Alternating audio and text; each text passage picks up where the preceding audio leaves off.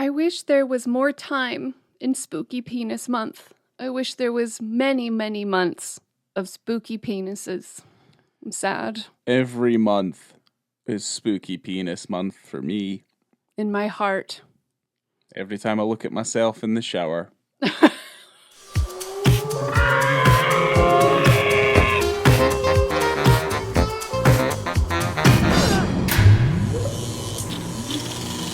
Well, hello there. Welcome to On the Beat, the podcast that uncovers full frontal male nudity in cinema. My name is Laura, and I am joined by my spooky co-host, Ryan. You know what I figured out today is that I look just like Jason Patric's character in Narc. Yes. With the facial hair and the hat. Like, certainly during winter. But this is the first time I've kind of done this sort of like wild handlebar mustache thing. Winter is your month, your season. It is my season, yes. It is where I come into my own. It's where I begin to flourish. I love the fall season. I love the winter. It's my favorite season in Florida. It's very delectable. And yes, I look like a fucking undercover narc. Speaking of delectable and wet and sticky, covered in blood, in a little basket, we are talking about the 1982 horror film Basket Case. Yes. Directed by Frank Henenlotter, starring Kevin Van Hettenrich and Terry Susan Smith. Well, let me tell them what the movie's about. Let me get that synopsis, which is one beautifully long sentence that I pulled from Letterboxd. Good.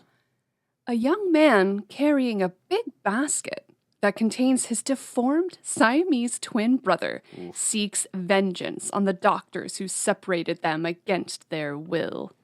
This film is brilliant. Yes. Yeah, I think this film is fan-fucking-tastic. There's a lot, like, even just that premise alone, it's very interesting. But I think just with that premise, because they don't really focus too much on that relationship as the films go on. They kind of go into much kind of weirder, kind of goofy territory as they go on. I'm not sure about that because there's a whole scene in Basket Case 2 that kind of covers Duane trying to get his brother back. Yeah, but like they don't ever feel like they're the primary focus of those movies, though. That's where they go wrong. Yeah. But I'm going to shove you the tagline, and then I want you to talk about Frank. So the tagline is, the tenant in room 7 is very small, very twisted, and very mad. And also the director called it a real perverted piece of nonsense. Yeah, it's a little bit nonsensy. Yeah, it's a little bit of nonsense. And you know what? That's perfectly fine. Yeah, and I like Frank Henenlotter. I enjoy his work. I think he is a fun dude with a fun attitude. And I want you to tell me all about him. Jesus. Isn't that how they describe Sonic the Hedgehog? That's weird. Really? Yeah, isn't it? That would be really messed up. Yeah. Either and way. Cool. But yeah, well, it's only so cool. Frank Henenlotter is an American film director, screenwriter, and film historian. So he's known for directing horror comedies, but he kind of prefers to be classified as an exploitation filmmaker. And in his own words, he said, "I never felt that I made horror films. I always felt that I made exploitation films. Exploitation films have an attitude more than anything, an attitude that you don't find with mainstream Hollywood productions. They're a little ruder, a little raunchier. They deal with material people don't usually touch on, whether it's sex or drugs and rock and roll." Whoa, see? Cool dude with a cool attitude. And I would agree with him. And certainly, I think being linked in any way, shape, or form to trauma certainly puts you immediately into that category. Yeah. But yes, he's not got a massive, extensive filmography. It kind of begins in 1972 with a short film called The Slash of the Knife.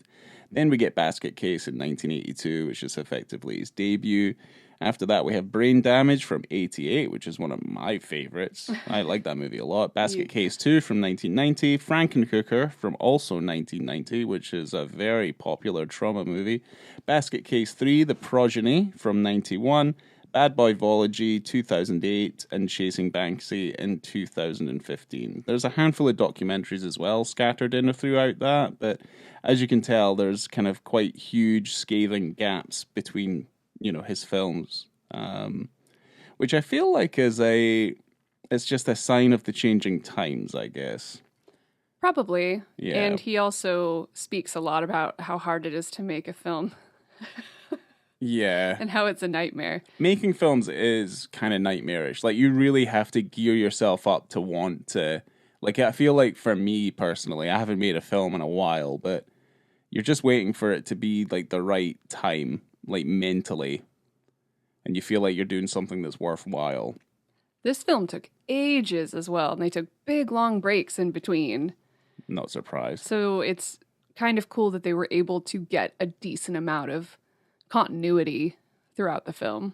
Okay. In my opinion. Considering how many gaps they had to take. Yeah, because it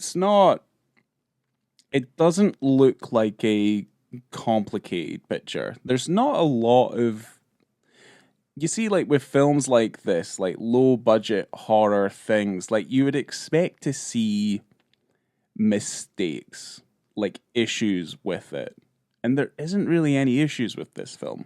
It's very low budget. The location is disgusting, and it just works. And it's obvious that they've like cut holes out of furniture, and there's hands coming out of the bottom of the basket, and there's puppeteers and all sorts of things kind of going on in there. So you can kind of tell like where that is, but you don't ever at any point feel like it's not like it's not fluid, because it is.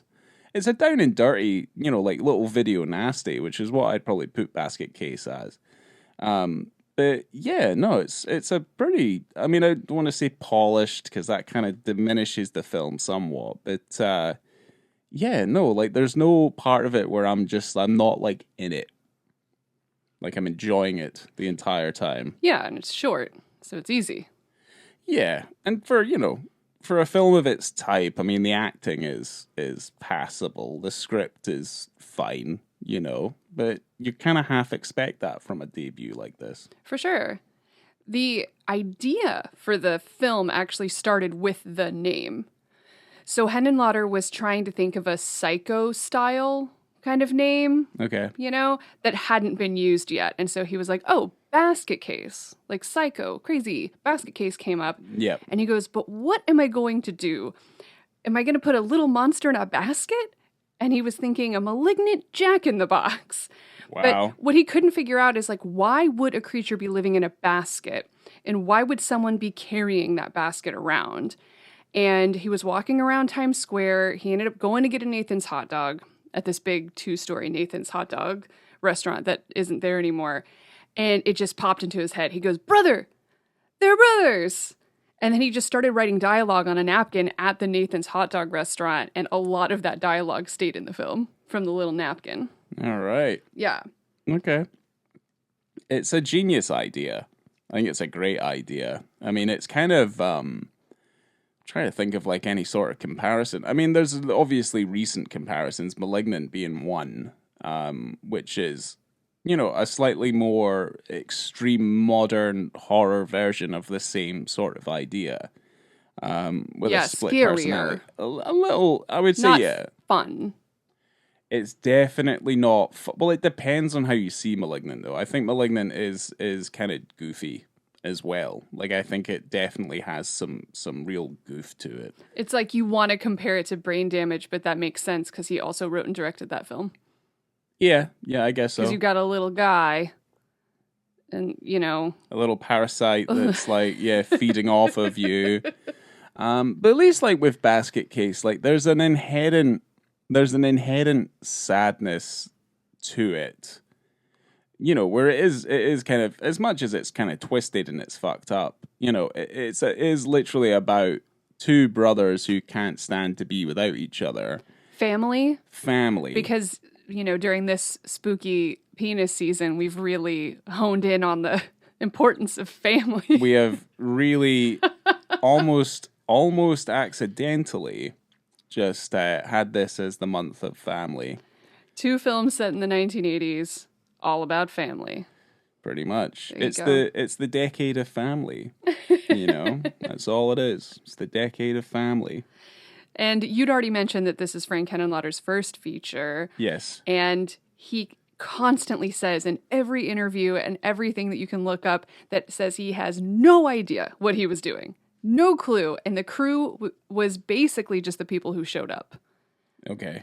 And he was often the one with his hand up the puppet. Yeah. He was on the floor in a basket, in a piss-filled bathroom in a porno theater. There was people's children that would help move the puppet around because they were small enough to get under the bed and get into the little hole. Jesus. And arm the puppet. Yep. So, and it was not a joy to make, as I think we've already alluded to. They had no money. The original budget was $33,000 total. I mean, that probably covers the film. I think it covers the celluloid, probably. The film, and often they would go to get the film developed, but then they had to pay to pick it up. And so it would be weeks before they could get enough money to actually pick up the film. So often they were shooting blind and just hoping that they had the shots that they needed. Yeah. Because they couldn't go back and review it. They would... Cool. That sounds horrible. Henenlotter said it was pure hell getting that film done. It was just work, work, work. None of it came out the way I wanted because I didn't have the money. It looks like fun because of the way it was edited and the sense of humor. Yeah, I think he's on the right track. But this is back in the time where he's not the only person doing this. Sam Raimi did Evil Dead very similarly, except he stole money from dentists and didn't tell them what he was making. And then and then obviously you have Henenlotter. The reason this film is as good as it is because of the way it was made.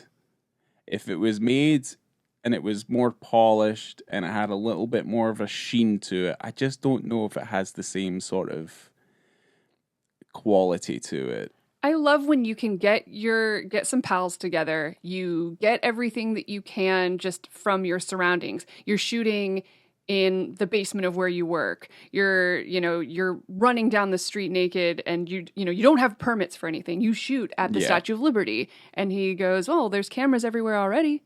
No one's going to ask us any questions." Yeah, of course. So you just go, you get your shots, and you run away, hoping you don't get in trouble. Yeah, it's weird because now we're coming into an age where digital filmmaking certainly is at the forefront, and shooting on film is certainly in the rarity. But to say that you don't have the tools at your disposal now, I mean, you can get a camera for maybe less than $5,000. People shoot films on their iPhones. Yes, on their iPhones. So you can do it. You can definitely do it. Will it be as good as this? Maybe not. But no. There's something about there's a little bit of a happy accident with Basket Case, I think, as well. I think it's bolstered by just a very interesting central premise, and it just does it well. Really? I fully agree. It's very fun. This is a fun, silly little movie. Yep. And they had like I said, they kind of utilized everything that was at their disposal. They had 2 friends that happened to work at Saturday Night Live, and one of them would just grab stuff that they kind of had laying around, stuff that was extra. So one day they gave them random stuff like a big bottle of latex. And they go, "Oh, here you go." And they would use stuff like that to make the effects, like to make the scarring, where Belial was cut off of Duane, and scalpels in their heads, and they would just use the latex that they got from their friends at SNL. I mean, yeah. I mean, it looks pretty decent. I mean, the crew list is actually relatively quite extensive for a film of this size. So, would you like to know a little secret? It's not a secret, I guess. Most of the names in the credits are made up. Oh, okay. The crew was so small, they didn't want to keep repeating all the names over and over again, so they just made a lot of them up. Okay. Well, then, yeah, that makes sense. Yeah. Yeah, that kind of does make sense. And did you, this makes sense why they would do this, but they used Kevin Van Hettenrich's face as like the face cast for Belial. Yes. Because as the films go on, Belial does look more and more like his brother. Yeah.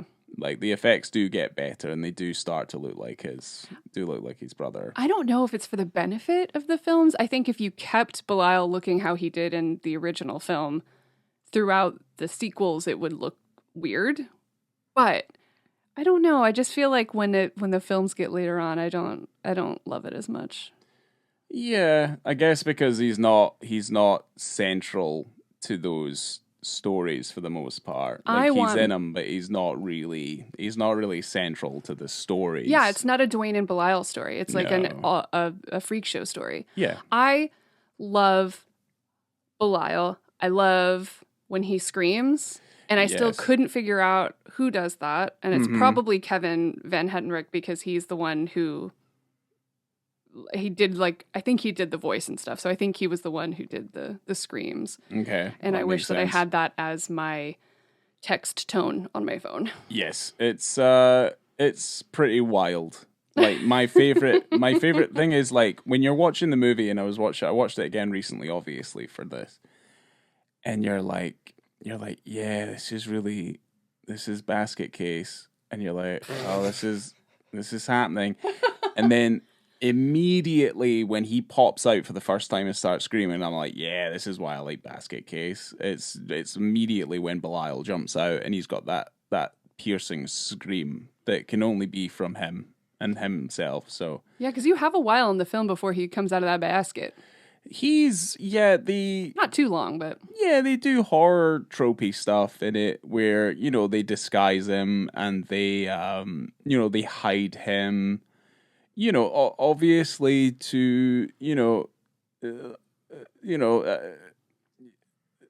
the suspension of disbelief. Sorry, I was just trying to get my head around that idea. But anyway, yes, to try and make him more of an entity when he does finally show up. But he's pretty scary. I mean, it's not friendly. And he looks fucked up. Like I can understand when the parents see him and then the mother died during childbirth and the father's just like, I need to get this freak off my son. Cuz he does look like a freak. He's got sharpened teeth and those fucking glowing eyes and he's super fucked up. And like the story I want to hear is of how did Belial come to be? Otherwise he's just like this malignant parasitic Siamese twin who looks nothing like, his brother, obviously, other than in the facial features. But like, how the fuck did he come to be and then also be this strong, threatening presence that just like screams at you? It would seem as though Belial would be strong enough to be like the dominant of the twins. You know what I mean? Yes. Where rather than Duane being the prominent being and having him attached, it'd be the other way around. Like Belial would have eaten Duane in the womb or something.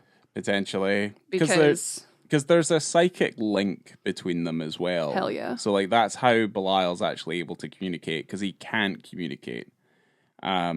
He basically through telepathy he's able to communicate with Duane, which is something I think is cool and stuff. Other than it's only really good in the first movie because you're then just like watching Duane. It's obvious he's just like he's speaking to himself. Yeah. As it goes on later and they're having like full on conversations, I kind of lose a little bit of interest in finding out exactly what it is that they speak to each other about. Certainly when it goes full trauma and Belial ends up finding a female equivalent to him and has sex with it.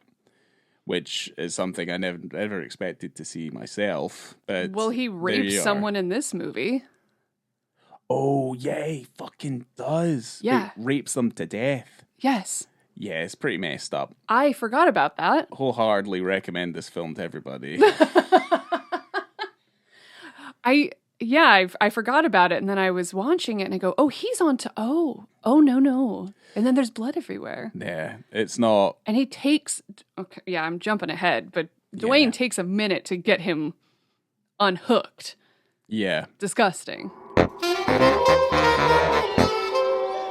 I have a lot of kind of just behind the scenes stuff. Do you want to hear it? I think so, because all I've kind of written down are like stuff from, because like I do love the fact that it's in New York, and I like it. It's when New York is shitty, because like 70s New York was really dangerous, and then obviously into the early 80s. Although saying that, this film, I mean, by the early 80s, it was still a fucking dangerous shithole.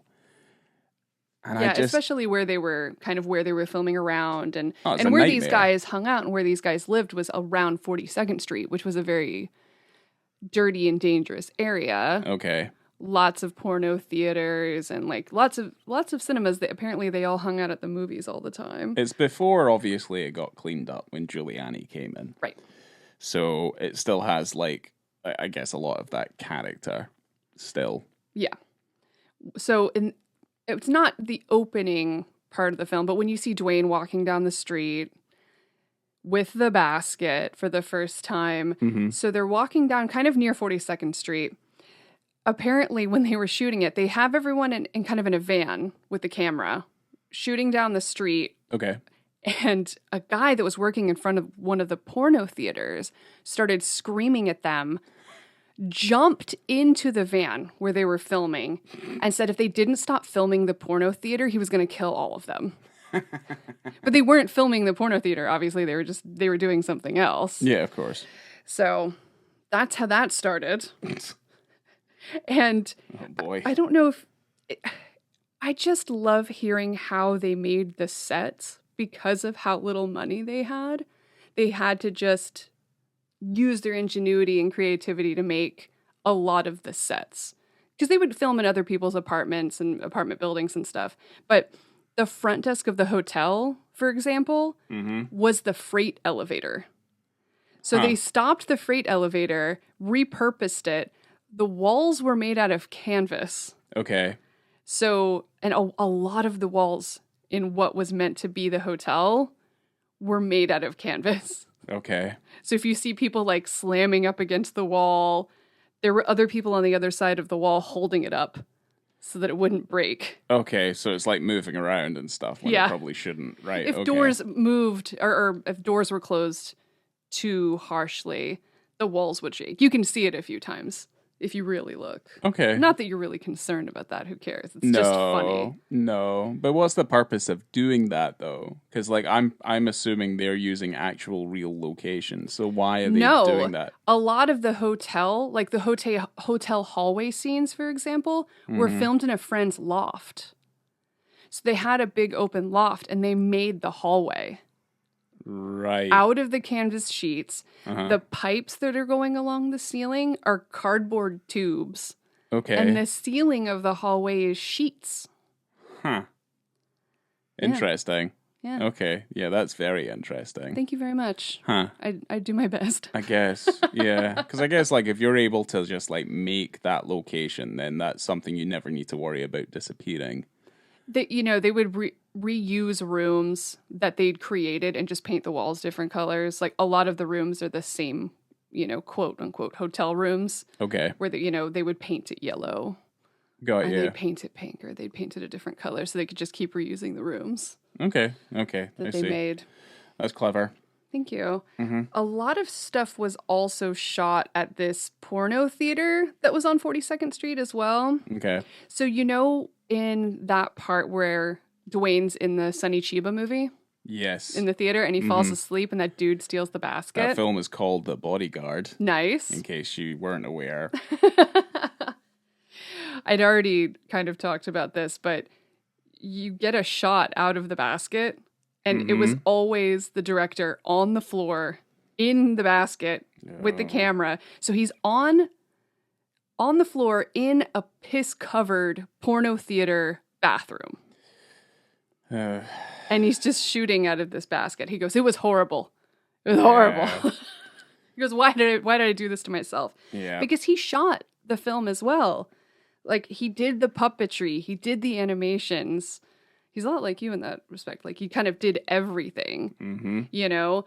And he goes, I'm not a cinematographer. I don't know what I'm doing. I just thought, all right, I'll just put the camera here and then hope for the best. Yeah. You know?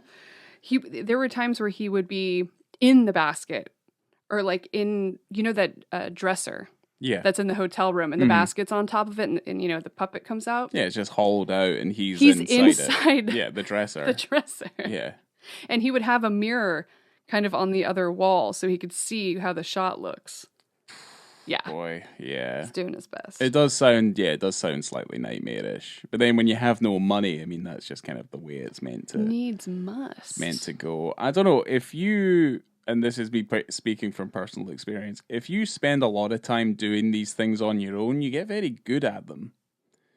It's not beneficial to your mental health or your physical well-being, but you do get better at it as time goes on and you brutalize yourself over and over. Yeah, there was one part, you know, where they have the animation. I think it's stop motion. Yeah. Where...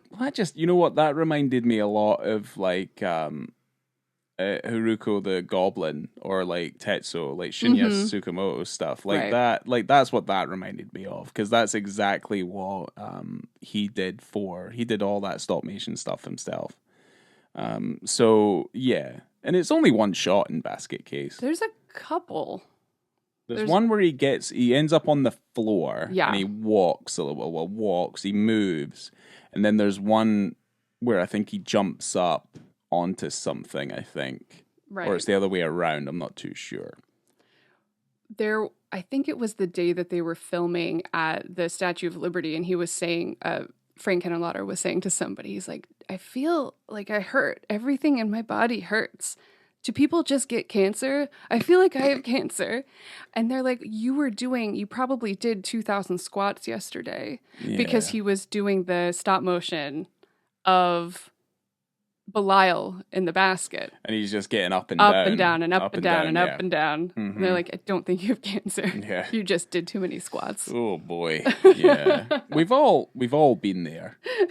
Oh, you know? Right. Totally. Yeah, we've all been there. But yeah, like I said, if you just keep on doing it more often, you just get better at it. That's really it. And you get really strong thighs. Yeah, your thighs are the biggest part of you for no particular reason you can never remember. You're just like, why do I have these gigantic thighs? You're just like, oh, I can just put a watermelon between here and then you just pop it. Yeah. Just because you're just like, woofed, look what I've done to myself. You've still got a belly, but you've got giant thighs. And kind of the last bit of fun behind the scenes stuff I have is it's a little bit further into the film, but the flashback scene where you see young Duane and baby Belial, and they're still attached. Yes. There's this part where this guy is walking kind of barefoot, like in the basement, and he's walking around. Which is something, again, like if I had to put a little mark on this film, who the fuck walks in their basement with their bare feet? Because I wouldn't do that. There's no way. What's going to be worse is I'll tell you where they actually filmed it. Okay. They filmed it at the Hellfire Club in New York, which was a sex club for gay, lesbian, poly, trans, and leather folk in the meatpacking district. Uh-oh. So they had to clean up the floor because he didn't want to walk around there barefoot. Of course not. And if you notice all the props all against the wall, they were strategically placed there to cover up the multitude of glory holes in the walls. So if you just look around and you go, wow, that really looks like a basement. Yeah. Yeah, it does. Because it is also a basement. Well, it's not actually. It's a sex basement. It's a sex glory hole fiesta room. It's pretty... in New York. It's pretty awesome. Thank you. It's pretty amazing. Because I don't know if any of that stuff like exists anymore. It probably it maybe does in a very underground sense. That club got rebranded. I think it was called the Vault. Okay. But this was in the very early 80s kind of, and then the AIDS epidemic started to flourish, so they kind of had to rebrand the club in a way. So there's the glory days of the glory holes in New York City. Yeah, cruising. Yeah, leather folk. I like that. It says leather folk. Yeah, biker boys. I love the leather folk. Leather daddies. No. Well, I think I like that scene as well because they make that death contraption. Yes. Which is easily one of the dumbest fucking things in the entire film is the buzzsaw cart. Which it just, to me, like, I'm like, it makes no goddamn sense. And you see it for a good 3 or 4 seconds before it starts rolling down and then effectively cuts them in half. Yeah. It's very stupid and I love it. There's some really solid murder death kills in this film. Yeah. And they're still the best ones in the Basket Case series, probably. Other than when Belial gets it's kind of like Aliens gets the robot suit at the end of Basket Case 3. Basket Case 3 does some oh my gosh, I'm getting so excited. Has some really good ones. Isn't that the one where he crushes the guy's throat and his eyeballs pop out of his head? It's probably one of the most famous horror deaths. It's wonderful. It's just very... Well, Basket Case 3 is trauma as fuck. Yeah. Like, it is very trauma. Just from... There's musical numbers in that film, you know? And a very trauma thing that I quite enjoyed is that there's He gets attacked and someone has a shotgun. The shotgun goes off and it kills the daughter. And then she falls over and then that squashes one of the little baby Belials. I screamed. Like a little domino effect, which is kind of something I see in trauma stuff quite a fair amount. And I know this is controversial that I didn't love Basket Case 2. Yeah, well, I don't know why. You said it was boring. It was boring. It's not boring. And again, I want to see Duane and Belial. I don't care about the other characters. Big teeth and the guy with the moon face. Did you have a particular... I know that there's not penises in Basket Case 2 and 3, but why not watch them all? Yeah. Well, Did you have a favorite, Ryan? A favorite freak? Yes. A favorite person? I like the one with the oversized head who can't like lift it up but has a very beautiful singing voice. Oh yeah. I like that one. With the big mouth. Well, there's that line in Basket Case 3 because they all get on the school bus. And the mother, who's like the kind of mother superior, she's like looking after all of these poor unfortunate people. And she's very nice. She goes, "Oh, Curtis, you brought your lettuce along." And I'm like, I love it. Like, I actually love it. Like, I love stuff like that. And yeah, no, I don't really have an issue with Basket Case 2. I think they perfect it with Basket Case 3. When all those baby Belials came out, it really warmed my heart. The guy, what was his name, who had all the arms? He had like 11 arms.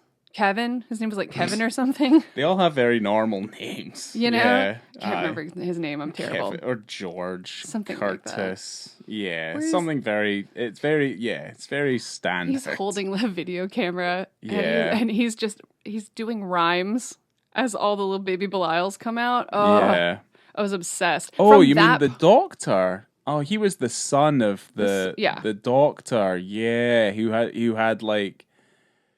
Yeah, he makes the suit and stuff. Yeah. He was, as soon as that part happened in the birth in Basket Case 3, we'll go back to Basket Case, but that drew me back in and I was fully engaged. Loved it. Yeah, no, Basket Case 3 we've got Basket Case 3 coming in the mail, right? Yes. Yes. Because we have a problem and we don't stop buying. Yeah, and we're not going to address it, so it's fine. We're just going to keep doing it. We're just going to keep on going. Going to keep on going until we die. Yes, no, I think we're going to be fine. But yeah, no, I think but covering Basket Case, because Basket Case has been on my to-do list for the podcast for a while. It was a great excuse to go back to watching the 2 other Basket Case movies that I saw like more than a decade ago before. So yeah, it was my first time. There you go. The first time I ever broke your fucking cherry on that one, eh? Gross. The first time I ever was made aware of basket case was my old roommate.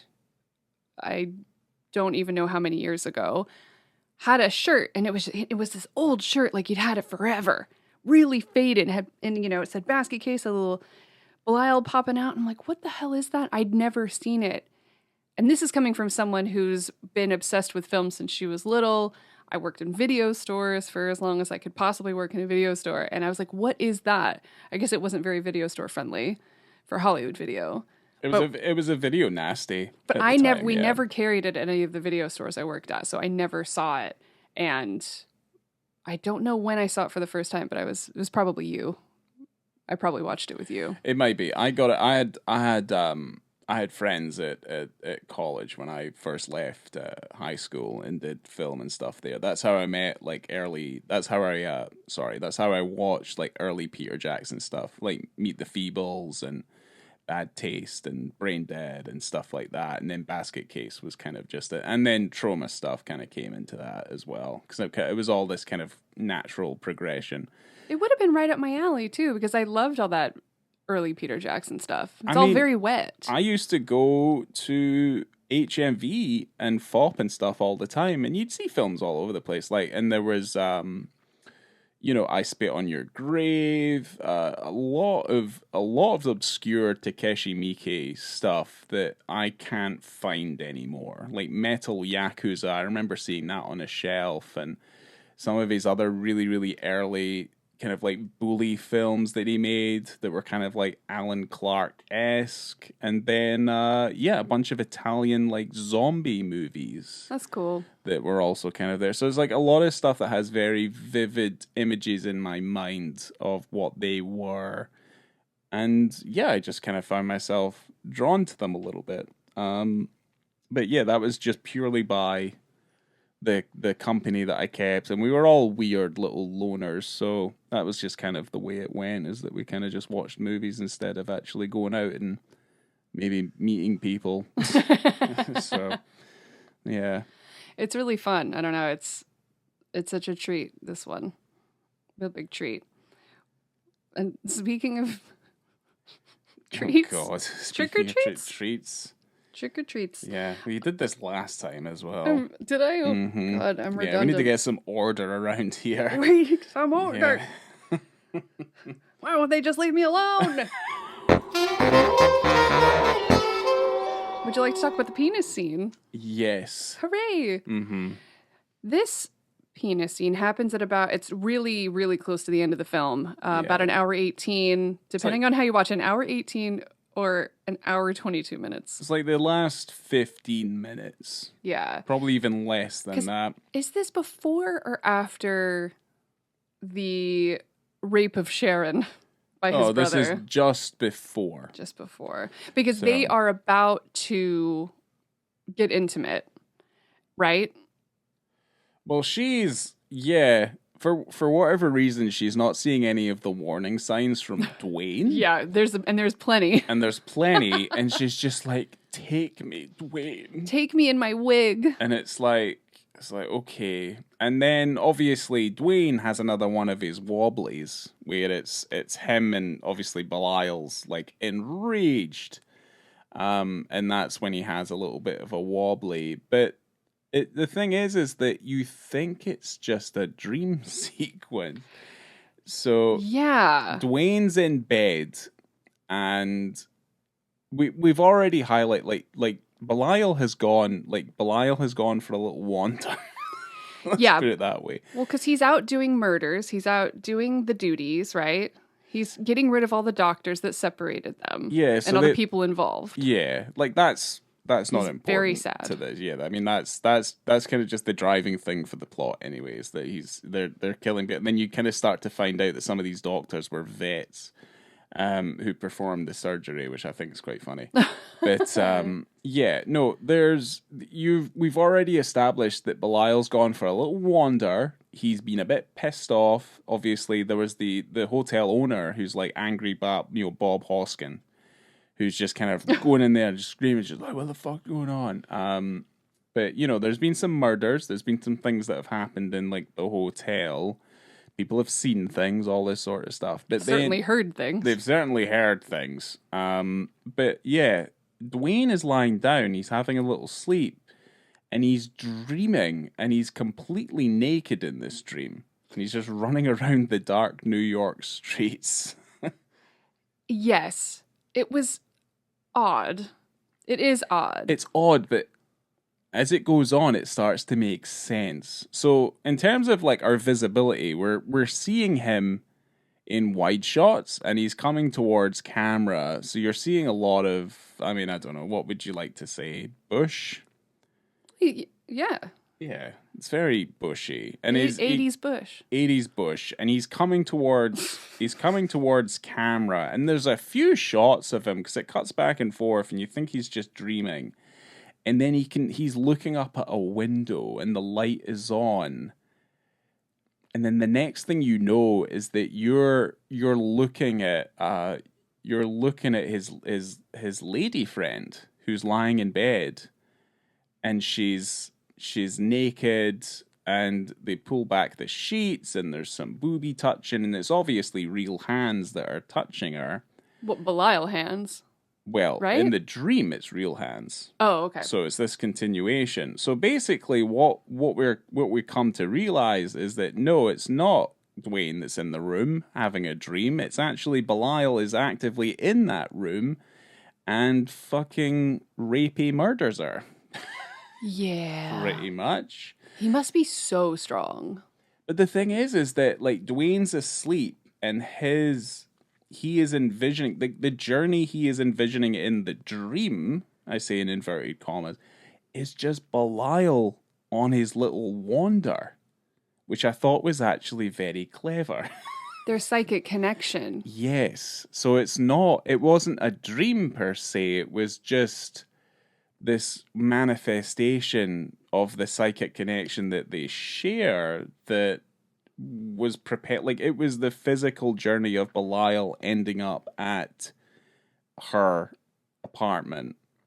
And then obviously what ensues after that. Love that you explained that.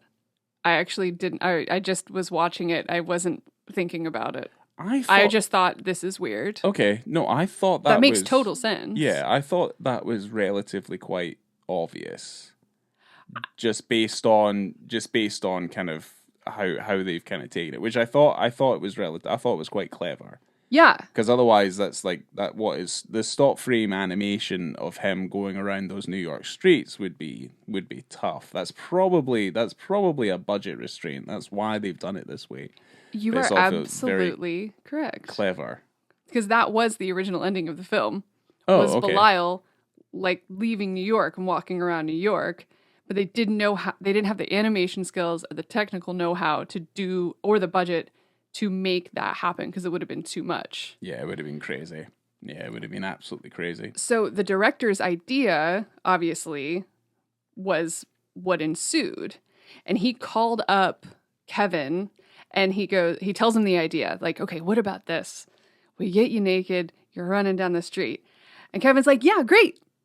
So they actually filmed that on a really cold night, unfortunately. So what they had two vans like heated up, the heater on full blast. They had one further down. So Kevin would jump out of one van, run all the way down the street towards the camera, jump into the other van, and then they would drive away really fast. Yeah. So they did that, I guess, a few times. But first they swept the street out of any debris because he was barefoot. Yeah. And they would drive away really fast after they got it done, so that if anyone called the cops about a naked man in the streets, they could be like, what are you talking about? He's not naked. Look, he's wearing clothes. So no permits, baby. Cut and run. Yeah. But he was totally down for it. He was like, no problem whatsoever. He's like, yeah, sure, sounds great. Well, here's the thing. I know that you can film in Orlando. Probably can't do that. I wouldn't recommend doing that. Well, yeah, because that's public. Risky. That's public nudity. But you don't need a permit in Orlando. If it's less than 3 people. Nice. So that suits me to a T. All right, let's take our clothes off. Let's go. Yeah, no, we're not taking our clothes off. That's not going to happen. Bummer. But yeah, there you go. That's the penis scene. It's great. It's a great scene.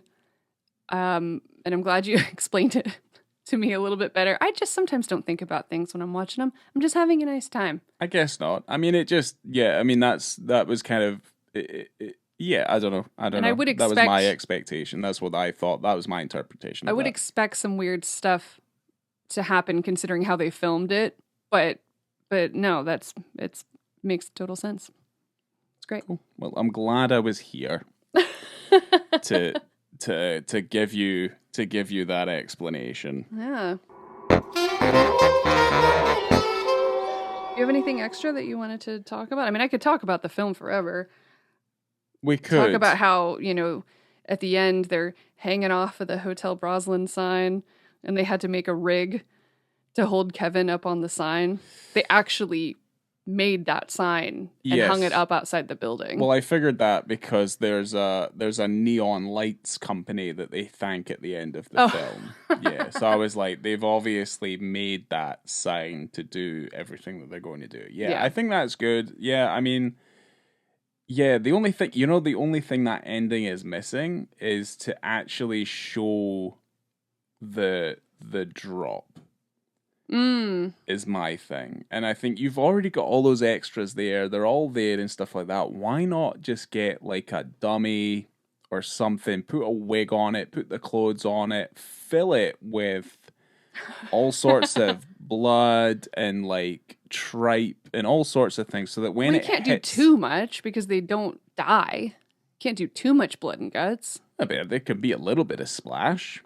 You know what I mean? So when it does hit the ground, there's something. It's only the second floor. Also, it's the first movie as well. Yeah, I guess you didn't know that they were gonna. Know. Plus, you can still bring them back at Basket Case 2 easily. Just like Stepfather. No problem. Yeah, just explain it away because it's already goofy as it is. Just be like, no, of course they just came back. It's fine. But yeah, that's the only thing I feel is missing from the ending of Basket Case. Really, is you don't see the fall.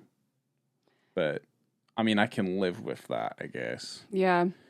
And the only other major issue is, when the guy who's like, did you see that money he has and all this, and he's obsessed with it, and he breaks into the apartment, and he uses the lockpick, it is obvious that you can tell that the lock is painted shut. That's my only main issue, is that it doesn't make any sense. Is that does not make any sense. They're doing their best. They are doing their best, yes. But it's obvious it's like painted. It's painted to the point where it's like that bolt lock's never going to work again.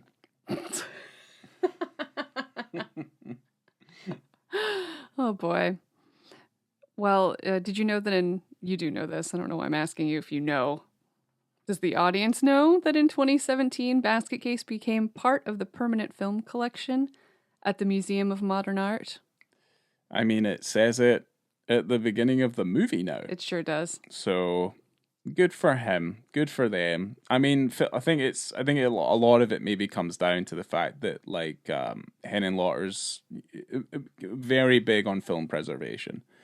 So, same with Scorsese and stuff like that. Like, those sorts of actions are what get you immortalized in cinema, not so much as to...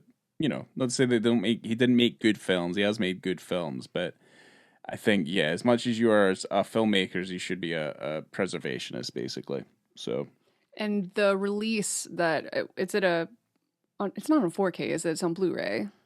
We have it on Blu-ray. All of the films are on Blu-ray. So that release that came out, they were actually able to get it done properly because it was filmed in 16 millimeter. Yes. But when it was released theatrically, it was blown up to 35. Ooh. And it just looked like ass. Yeah, no, things were cut out from the top and bottom. Like, it just looked horrific, apparently. Yeah. Mm-hmm. So he's happy that they got to fix that. Well, I think it says that it's a 4K transfer from the original negative, basically. Yeah, so absolutely. Yeah, so it's the best it's ever going to look, as much as it looked the way it looked back then.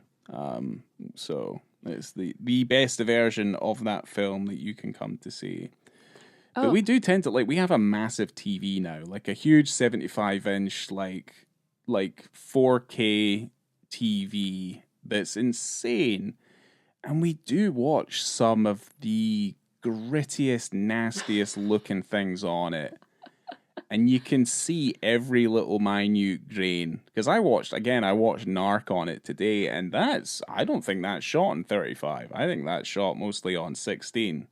It might be some stuff in it that's shot on 35, but like that's one of the dirtiest films that's ever existed. Yeah, I was just thinking about that version of A Night in Heaven that's chilling on YouTube.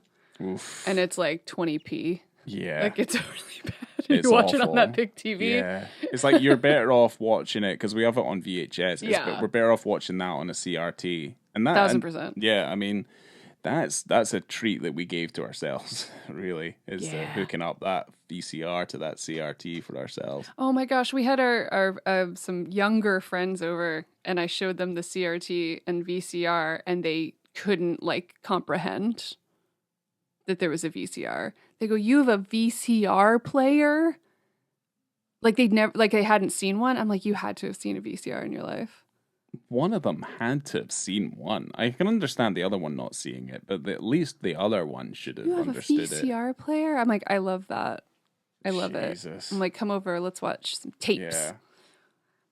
Well, it's not even that. Like, it's just it's still a great way to watch films. The only thing I would suggest is we have a PS2 that's connected to it. Watching a DVD on that CRT, it'll be like watching it on a 4K. It'll look nice. Because that's what it was made for. Sure. Yeah. One more thing I wanted to say that was like, I think one of the last things in my notes. It's itching at you. It's itchy. Scratching. The etymology of the word Belial comes from the Hebrew Bible, meaning lacking worth. Wow. So it didn't until much, much later come to refer to the devil. So originally it just meant like you're worthless. Okay. Yeah. Belial. Well, I thought the devil went by many different names. Oh, tons. Yeah, so that's just one of them. That's just one. A little nickname for the devil. Yeah. Would you like to jump into your ratings, sir? Would you like to go first as a gift? Ooh, what a special gift that is. So I guess for visibility and context, I'd say for like context, it's quite high. Visibility though, I don't know. Maybe I'll just go 4.5 and just like chop off there, because contextually, I think it's actually quite interesting. But certainly visibility maybe takes a little bit of a knock, but not so much. So yeah, I'd maybe say 4.5. Okay. Not to kind of over-explain the scene, because I feel like I did over-explain it slightly. I'm gonna go in the same boat as you. I originally put a 4, but then you explained to me what it was all about, and I go, "Oh, cool, okay, I like that a lot more." Also, the length of time that it holds on that scene is actually pretty long. Yeah. So it's not just a flash. It's not a blink and you miss. You're not gonna miss that part. No. If you're watching the film, you go, "Oh shit, that guy's running down the street naked in New York." Yeah. That's awesome. If you blinked and you missed it, it's because either you fell asleep or you temporarily went blind, and I would suggest going to the doctor. Yes. So yeah, definitely not a blink and you miss. It's there for a long time. The visibility is decent, even though it is dark. There were some people who, when reviewing the movie or talking about the movie, said they didn't have any lights. There were no lights. And Frank's like, we had a couple light bulbs. Yeah. It is dark, but they're working with what they got, and they're doing stuff in the streets. Oh yeah. So they're also working on 16mm as well. It's not like the contrast ratio on 16mm is relatively quite high. You can push that film pretty far, certainly in low light as well. So just the fact that they get the team out there, get a couple of vans, they get out there. I think they're in Tribeca, and they're like, "All right, go, just run." Yeah, I love it. It's super fun. Yeah. And how about the film, Ryan? Oh, 5 stars, yeah. It's one of my go-to horror movies every year. I love Basket Case. And I love a lot of Henenlotter stuff anyway. A lot of the Yeah, a lot of his trauma stuff I absolutely adore. Frankenhooker's awesome. Frankenhooker's really good, yeah. You know, Brain Damage is also very, very clever. I think Brain Damage is great. Absolutely love Brain Damage. But yeah, no, 5 stars. 5 stars. 5 stars all round.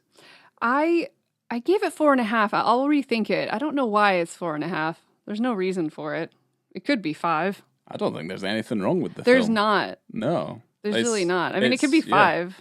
It doesn't matter. Yeah, because Basket Case, like the original Basket Case, is quite mean. Like, it's quite vicious. And it's very, like, it's quite vindictive. Like, it works well as a revenge film.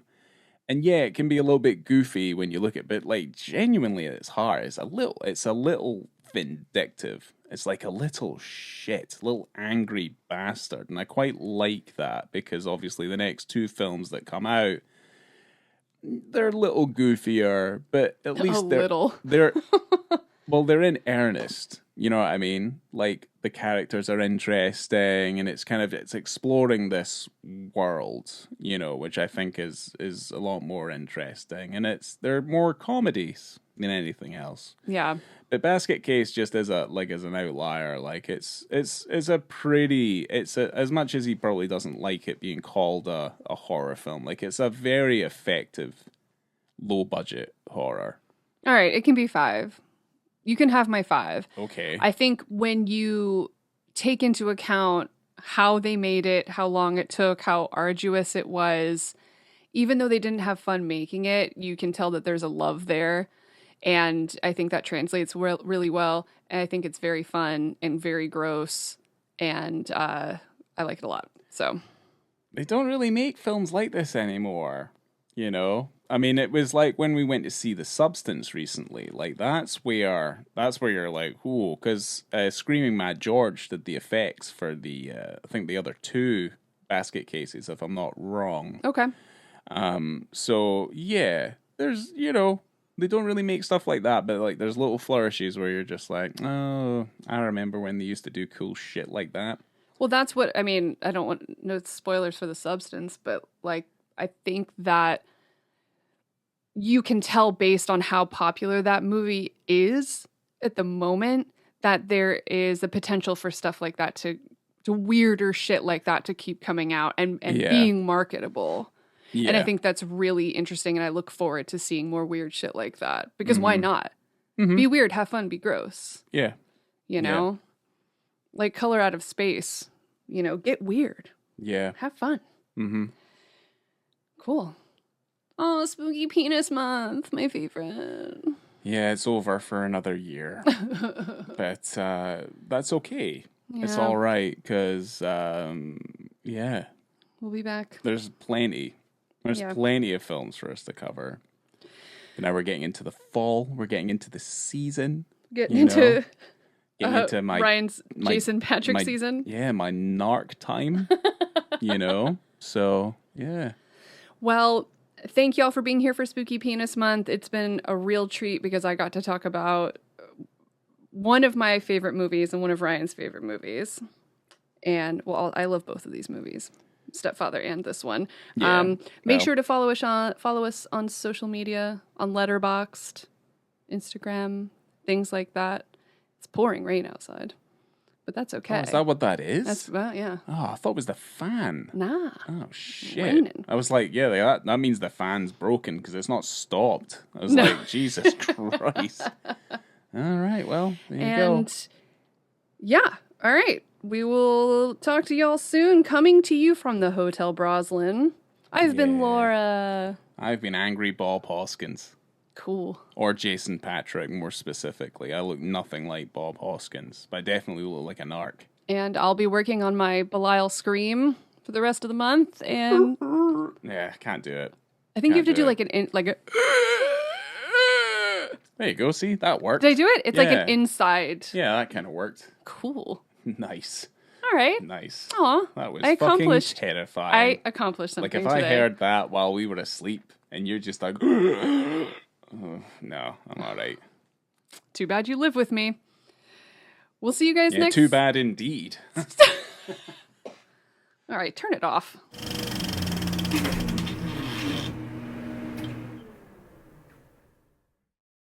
Yeah, I'm really not feeling well. Like, genuinely not feeling well. He's down. Ooh, must have been that surgery I had to remove my brother from my side.